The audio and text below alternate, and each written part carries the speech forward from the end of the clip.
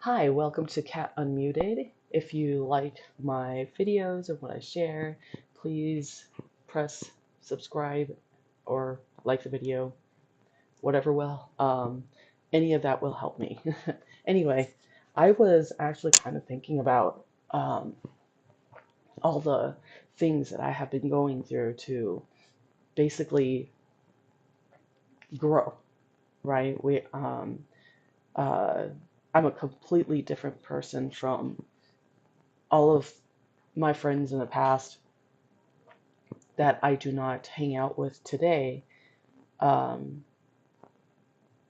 they will probably, if they saw me and we got together right now, they'll probably think that I'm a completely different person. And that's normal. Like we all have a um, uh, with each time of our lives, we have different identities. So that's normal. But I was thinking about all the transitions I had gone through, um, starting from childhood. And one of the things that I realized is I had an advantage a lot of people did not have. I was born and raised in Japan. Um, and between the time I was born there to the age of 26 when I moved to the United States, I lived in Taiwan for 3.5, 4 years, and lived in Denver in the United States for one school year. Um, but even during the time that I was in Japan, like I was jumping schools all the time. And let's see, so from the time I was born up until I was 3, I was in Misawa Air Force Base up north. And then from there, we moved to Tokyo and lived there till I was 5 and moved to Taiwan. And at 9, I moved back to Japan in a different part of Tokyo. And then uh, Taiwan, Tokyo. Yeah. So from there, I went, I was in elementary school till this an American elementary school from 9 to 12, 13, 12, till the sixth grade. And then I went to Denver, came back, moved to a different prefecture, um, right above Tokyo, and lived there for through middle school, high school, and up until the age of 26, and then I had to move to the United States. So what I'm trying to say here is because of all those moves that we made, um, I remember one incident. I'll give you an example. I had an incident in elementary school that was it's something that was pretty big in my life. So I can't forget it. You know what I mean? It's one of those memories that like stayed with me. Anyway, this memory I had at the time, um, a best friend, and actually I had a couple of best friends, two completely different people, and uh, one of them who I hung out with another girl, so it was like the three of us all the time, um, and mind you, you might not believe this if you know who I am. I was a doormat. My entire childhood, I was a doormat. I was a people pleaser, and I was quiet. And because I didn't know how to speak up, you know. So anyway, my point is, my friends, because I was a doormat, like if I had, let's say, a bag of candy, and they had no problem, they don't always ask if they can share candy, you know what I mean? And they would just go for it, which I didn't mind. I'm like, I had a little brother, so still have a little brother. And so I like sharing anything I had was part of my life, so it didn't bother me. My other two friends, uh, especially my best friend, they were both uh, uh, like alone. They didn't have siblings. They lived in a one child home, so everything given to them is theirs, right? So anyway, I got really tired of giving everything up when they didn't. So one day I started saying no. I was like, you know what? I'm going to tell them, no, you can't have my candy unless you give me yours. And whatever the case may be, there were other incidences too where it wasn't just like candy related. I would tell them, no, I'm not doing whatever it is that you want me to do. So I yeah, I don't know where I got the courage from, because I have never said no to them, or any of my friends for that matter. I didn't know how to say no. And I finally started saying no. And those friends one day, after like, I don't know, 2, 3 days of me saying no consistently, were like, we need to talk. And I'm like, well, okay. Like, I knew where it was going, but like, I didn't like it. I just wanted them to accept the person that I decided to be one day. You know what I mean? And instead, um, they're like, we need to talk. And after school, they, we got together and they're like, okay, so we just wanted to let you know that you've been really mean lately. And I'm like, I was mean? If anything, I'm trying to stand up for myself, and this is what your definition of mean is. Like, I didn't get it, but all I knew was it's hard to change what you want to change in yourself when your friends already know who you are, quote unquote, and they want you to stay that way because, well, I was being manipulated, right? Like whenever I had something, I didn't mind sharing it, and they took advantage of that. And the fact that I didn't want to do that anymore, they were losing something, right? So anyway, I I didn't know what to say to that. All I knew was they didn't like it, and most importantly, I didn't want to lose my friends.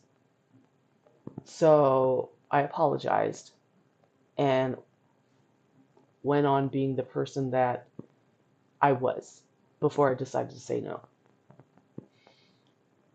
Um, the good news for me, which I hated at the time, because we were moving so much. After I graduated that school, after sixth grade, I went to Denver for 1 year.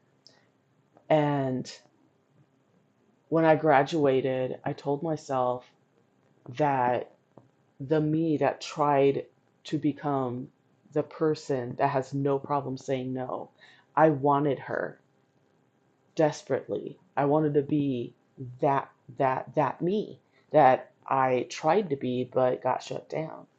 And I told myself if I just do that from the beginning of the school year where nobody knew me, how how will that end up? I was curious. Um, as scared as I was to do this, because again, I was a people pleaser. I didn't know how to say no. I wanted to be that girl who stood up for herself. So I decided to take the chance and change that one thing and see what happens. Especially, like I said, nobody knew me. So going into my new school in Denver, I would say no when I wanted to say no and did what I wanted to, but within ethical reason because again, I'm still a people pleaser. So um, but yeah, I changed that little bit of myself, and Nothing happened. To my surprise, nothing happened. I mean, obviously at my age now, I can understand the the uh, the reasons behind these little things that happened or didn't happen or whatever. But as a child who's in the seventh grade, I was surprised that I was able to, in a sense, hide who I truly was. What I didn't know then is whatever I was trying to become was who I was. You know what I mean? Like that was a true me trying to come out. Anyway, um, I uh, I stuck to that, and throughout the whole school year, I didn't have to give up what I had just because somebody else wanted it. I didn't have to give up my beliefs, so to speak, just because I needed them to like me. Because I ended up having a best friend anyway. I made friends. Um, anyway, the other things happened there too, but the point is, I went from one school to another, and that gave me the chance to be somebody else, to change one or two things I didn't like about myself, and be that person when I went to the other school where nobody knew me. And it worked. So I had a really good advantage as a child that a lot of people do not have because of how much we moved back, being from Japan to Taiwan, back to Japan, to the United States, back to Japan. Like every time I changed schools, I changed one thing about me from that point on. Not many school changes since then, but the point is, I did do it, no matter what.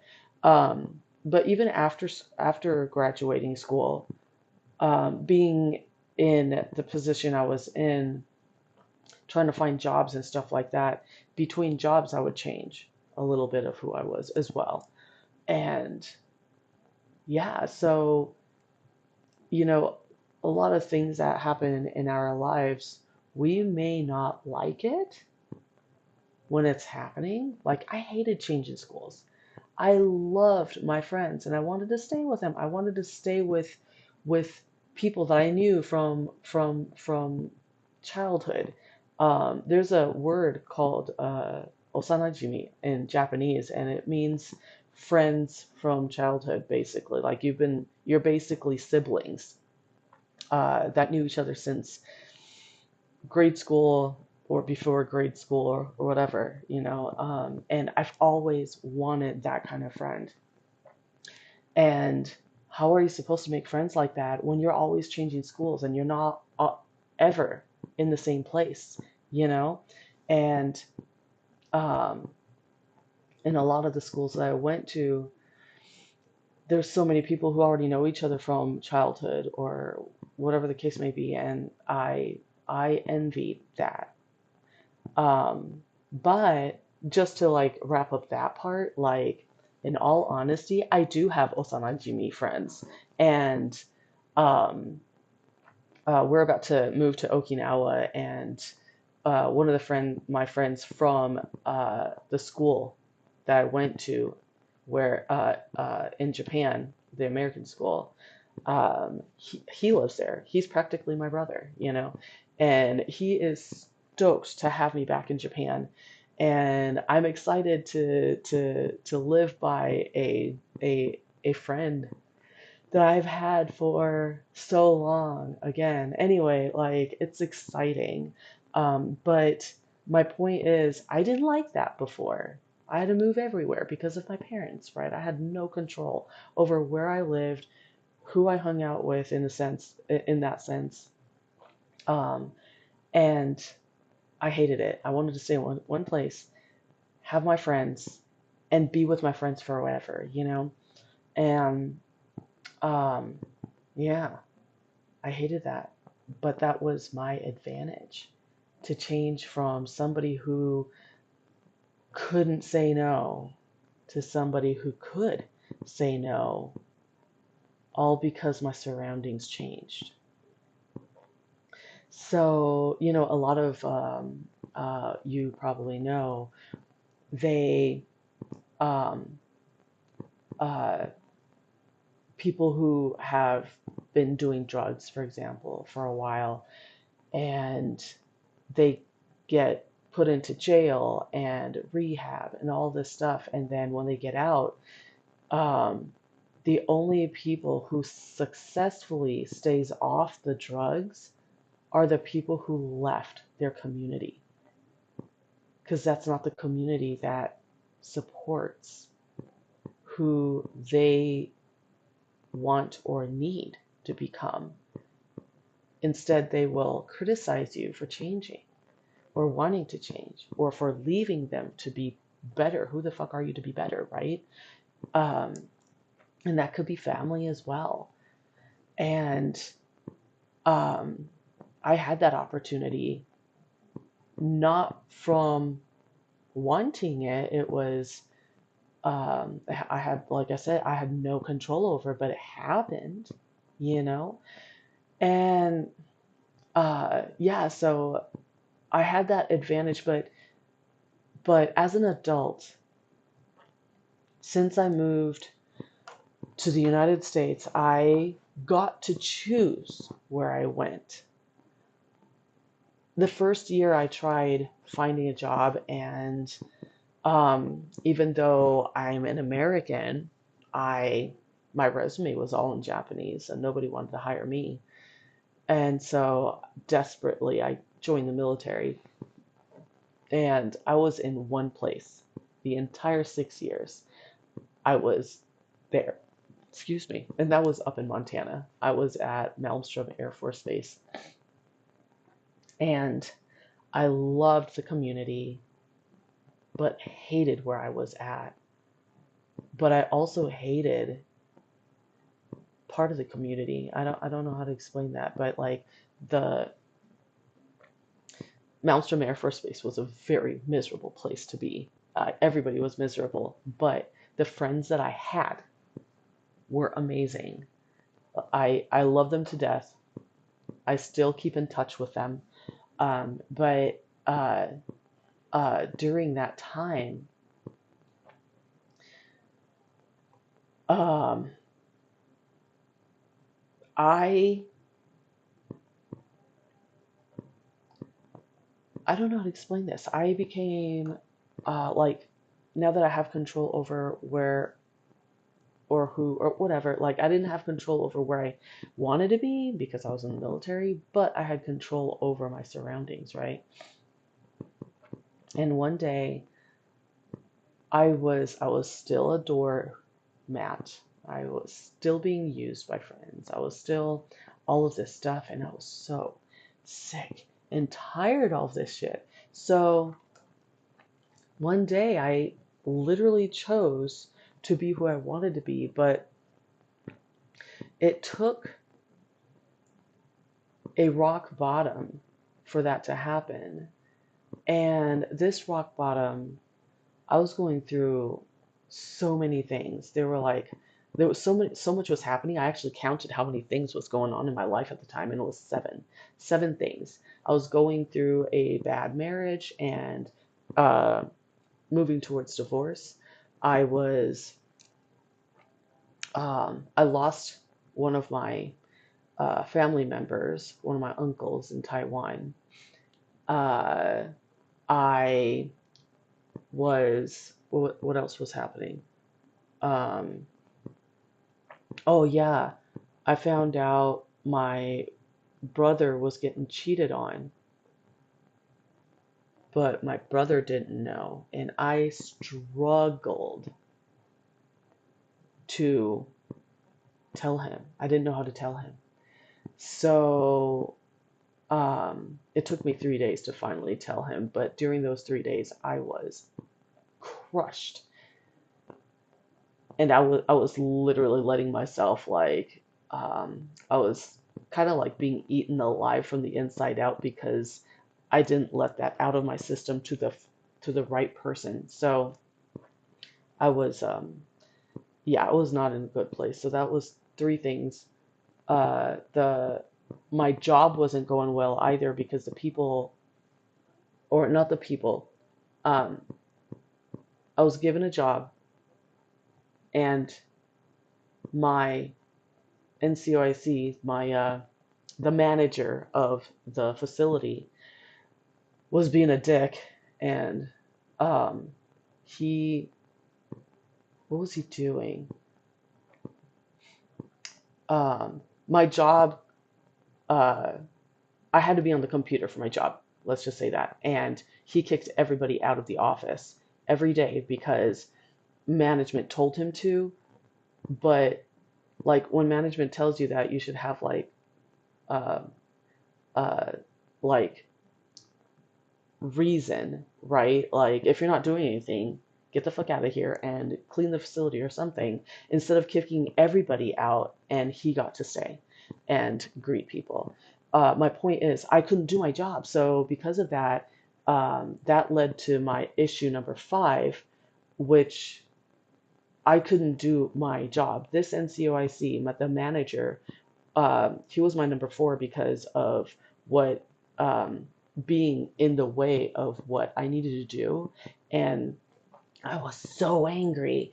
And I just, um, uh, every time he was around, I could not stand being in the presence in the same space as him. So I would like throw a tantrum, a small one, not like a humongous one, but enough to almost slam the door on his son's face, which he was still a toddler. He was like barely being able to walk, but I didn't know he was there because we were at work. I didn't know his family was there. And so, because of that incident, he had to write me up the next day, and that was a whole different situation. There was so many things. Anyway, my point is there were seven things going on. That was only what did I name? Like five of them. Um, whatever the case is, I was practically backed into a corner and I didn't know what to do with myself. I wanted to cry. I wanted to scream. I was so angry at the world. And um, uh, what was it? I can't remember what the last straw was, but the last straw happened and I was so done with life in general. And uh, like I was financially stable, obviously, but my whole entire world just crashed around me. And I said, I'm done. I am done with everybody, even my superiors. I was done with everybody. So whenever something happened, I started confronting them. I started confronting my direct supervisor. I confronted my NCOIC. I confronted everybody that was kind of in my way, or somebody I had to talk to get shit straight. And that moment turned everything around. And when I and things started falling into place after I finally uh, got my divorce paperwork done, and that that was like, in a sense, the beginning of how I got here, where I'm at today, because that was the first time I had control over my surroundings, and I decided to do something about it. And mind you, I lost many friends during that time, and friends that were important to me, but I lost them. Um, and then everybody else I had chosen to lose them. Because like uh, um, even the ones that I worked with, they asked me why I was all of a sudden being like mean and distant and stuff. Like I wasn't necessarily mean. I was just um, uh, I just didn't want to hang, and I like sometimes you kind of had to, I kind of had to be a little um, more blunt to get my point across so they knew that I didn't want to be anywhere near them. So, anyway, with all of that said, like I had no choice to be in the same place before, and I tried to change, but my advantage was the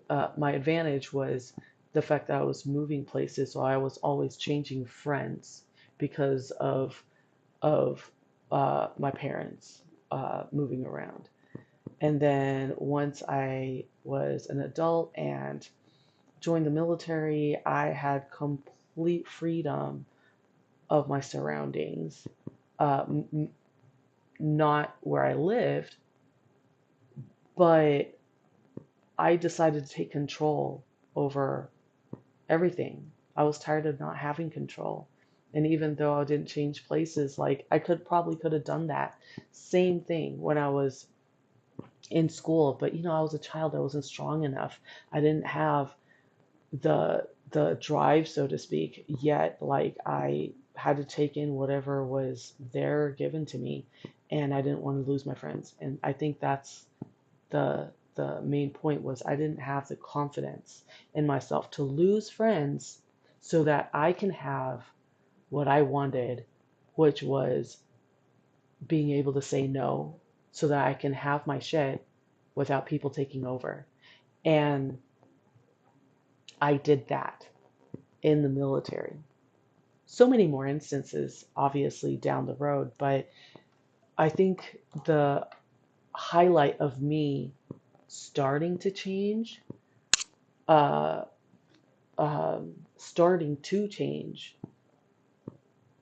who I was to who I wanted to be and taking action, right? So, anyway, hopefully you can relate to some of those things. Um, I'm trying to think what else. Like, there's so many things, right? I think the most recent for me, um, I'm even though I have become the kind of person I want to be in the last, like, at least the last 5 years, especially now that I'm having um, more confidence in my voice to talk into a camera now. Like, that's an amazing step for me, by the way. But the, things that you don't want to happen, but was like the best thing that happened.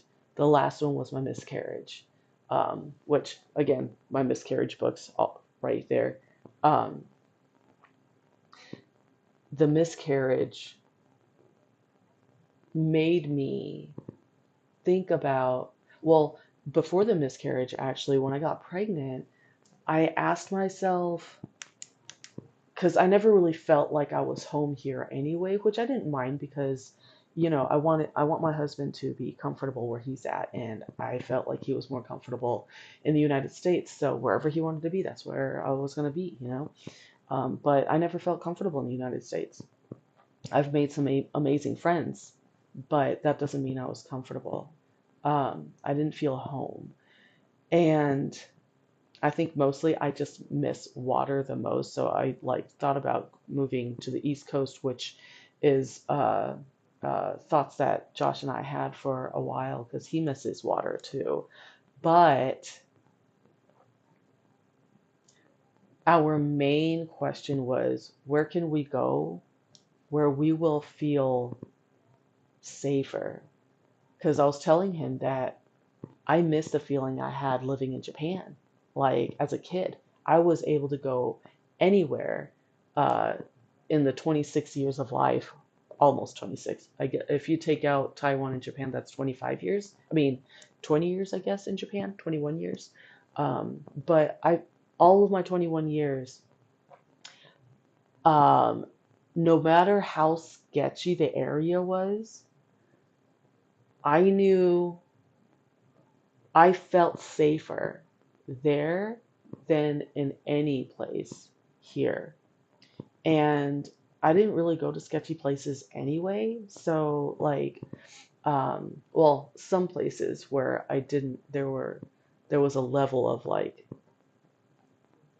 safety, a lack of safety feeling. But for the most part, I felt safe there and I never had a problem or my mom never had a problem letting me go out and play wherever I wanted to play, which there was an aspect, time in the United States where that happened, but today I don't think I'd be able to let my child just run off somewhere and play without me being present because I don't feel safe here.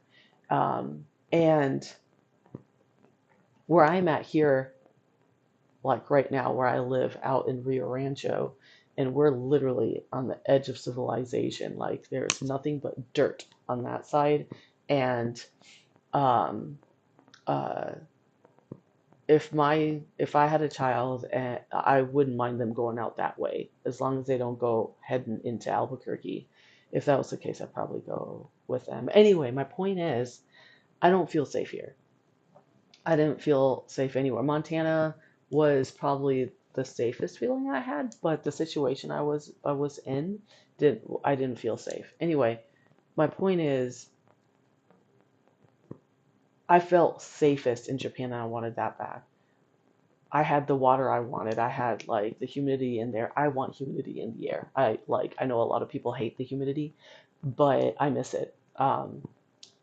Mostly because my skin keeps like I don't yeah, my skin is so bad right now, and I have regimens um that is working for me now, but like it took me a long time to find it because nothing worked for my skin. I would break out or like dry up. Anyway, um, back to my point, I started asking myself, me and my husband started asking ourselves, where do we need to go to feel safe? You know, like where can we go where we can let our child just wander off into the streets without us worrying about it? And that thought had us thinking about going overseas. I wanted to go back to Japan, obviously, but I wanted him to choose. Sometime after the miscarriage, we started talking. He decided Okinawa would be a place he would love to go if he had to choose within Japan. And I told him he doesn't have to choose Japan at all.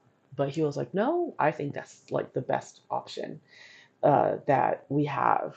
And I'm like, "Say no more. It's fucking happening." So anyway, excuse me. Let me drink some water. Yeah. So anyway, that's how Okinawa became a thing. But also, after the miscarriage, somehow I found my voice to write 3 books. 3 books. Something I wasn't able to do before, you know. Because I did, in 2020, I did start writing a memoir of my childhood, and I had the hardest time putting my real name on it. And um, I'm only like, I haven't even finished the book.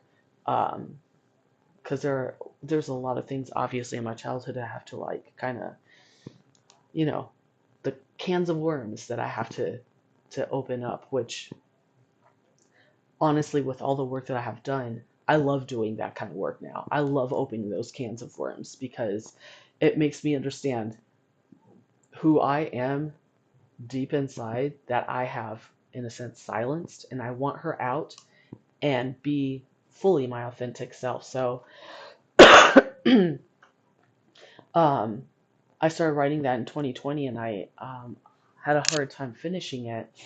And after the miscarriage, somehow I was able to do this, and that's when I realized that I can write a book. And it was liberating, and I love that feeling. And I was like, if I had all the time in the world, and I was a massage therapist for 9 years, a successful one, I had a successful practice anyway.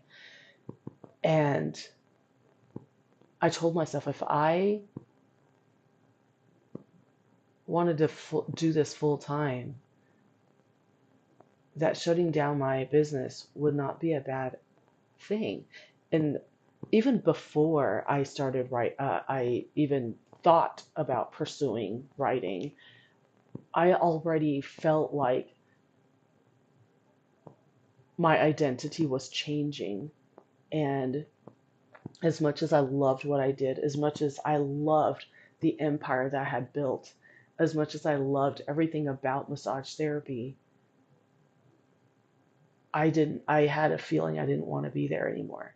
Not because I don't like my clients or anything. I still loved everything I did. I loved helping my people, but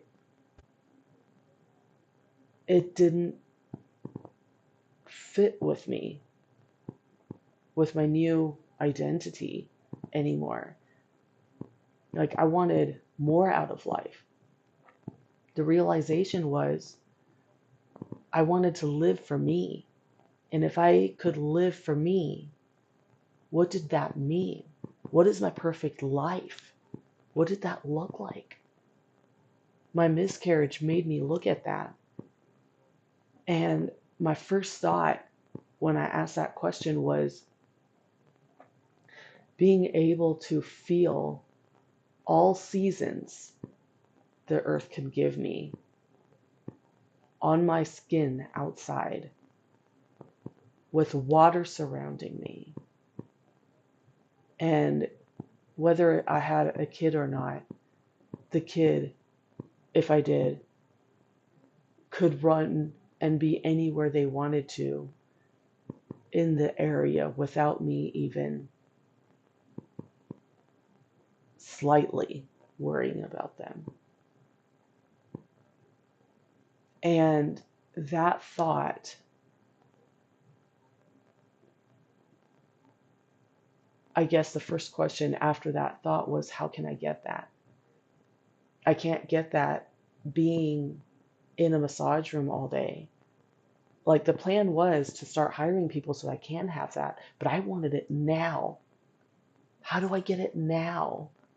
So then that question led both of us to make the decision of closing down my business, trying to figure out where we wanted to be in the world, and ultimately choosing Okinawa, and what kind of job could I be doing that would give me this uh, lifestyle.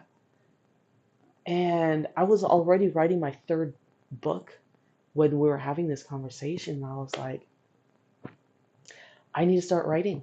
I found my voice. I want to start writing, you know?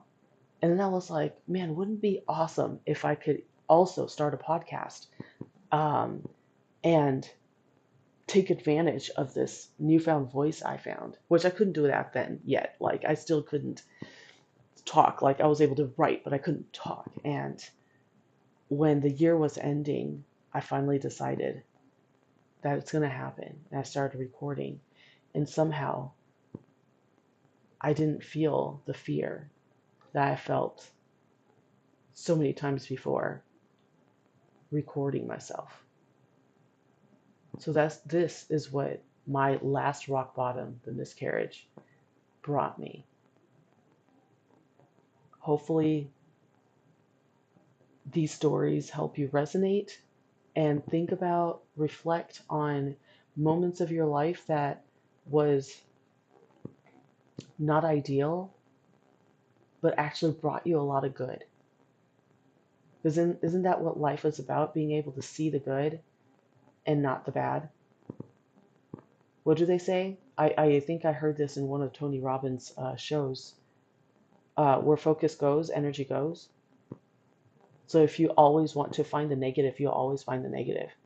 But if you train yourself to see all the positive, then that's what's going to come to you, is the positivity in the situation.